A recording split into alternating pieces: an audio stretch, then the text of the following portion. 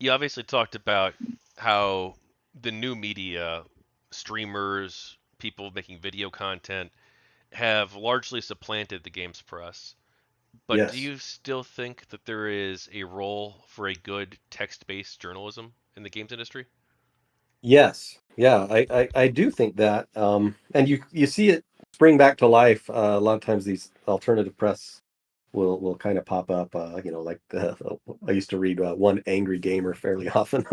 Just so yeah, I do think that there's a value in games journalism. I just think that it shouldn't be so slanted. And it felt really for a while in the GamerGate phase, and even up to the modern time, like a lot of it feels very captured to me.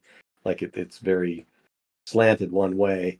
But then, there are the counterpoints that come out on YouTube, um, and on Twitter and other places. So maybe it's just kind of this weird symbiotic relationship where the gaming press is kind of really kind of, I don't know, left leaning or very kind of progressive. And then they say their piece and then all the YouTubers jump on it. That's what it seems like to me, I guess. One angry But, yeah. gamer. That, oh no, what have you done?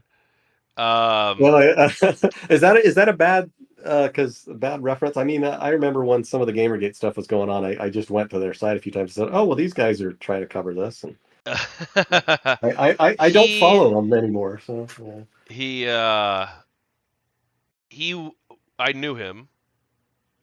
He was involved with GG in the beginning, and he burnt a lot of bridges and went crazy Oh, because he started advocating for censorship of games from a right wing angle.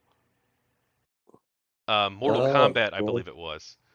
Boner culture. It became a whole thing. I'm pretty sure I did like a couple videos on it back in the day, and he was very much criticized by those of us on the creative freedom side of Gamergate. And then after he burnt all of those bridges with the GG crowd, he became like a far right Nazi. Like I'm not even kidding. Like wow. if you want to talk about someone who became, uh the alt right pipeline, like I don't know, maybe he's changed his mind since and become like a normal person, but like he actually did lose his mind and become like a far right lunatic.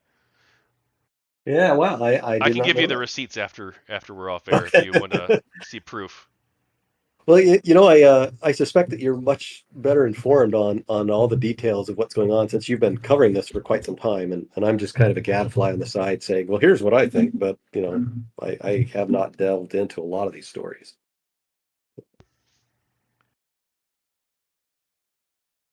In the first few weeks of Gamergate, it was revealed that 150 games journalists from competing publications were in a mailing group called GameJournoPros. What did you think of this revelation? Yeah, that seemed well, I didn't know what to think, to be honest, when that came out, because it was presented as like, well, this is almost like a conspiracy that these guys work behind the scenes to position themselves. At the same time, I could kind of see like a professional guild of journalists interacting and talking about, their craft and what was going on in the games industry to share scoops and stories. But it felt like it was being used maliciously with the intent to orchestrate stories. And I think that's a bad thing if if they're working together to try and push a certain narrative.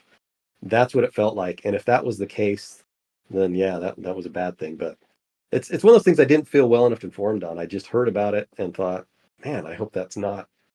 It's funny as time goes on. I keep hearing more and more stories. Like when I was on Clownfish TV, Neon's channel over there, he was saying that he thinks a lot of these folks in journalism are really just kind of petty and want to hurt people, and they're not doing it for any other reason than kind of just power tripping. And I was kind of surprised that the people would really do that and just put aside their ethics to do so. So I don't know.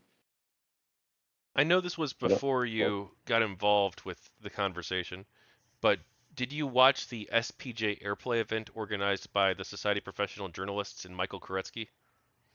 I did not. I saw none of that. Okay. Some Gamergate supporters believed that pressuring advertisers to pull out would be a good way to convince gaming publications to initiate ethical reforms. What do you think of that strategy? Were you aware of that? Yeah, it's basically a boycott strategy, right? It's basically saying, Secondary boycotts, pressuring the yeah, advertisers of the sites to pull out by threatening to boycott the advertisers, essentially. Or well, not necessarily that, but it could take many different forms. That's like one form it could take. Another form it could take would be telling them, "Here's what Gawker has done. Do you want to support this with your money?" And then let them make yeah, their own decision. yeah. I think in general, consumers kind of organizing like that is generally a good thing. You know, saying, "Hey, we're consumers of this. You may want to be aware that some of your consumer base is unhappy with these folks for these reasons." And I think that's fine. It's just kind of an informational thing. And then if they feel like they need to organize, that's also fine. I really don't have a problem.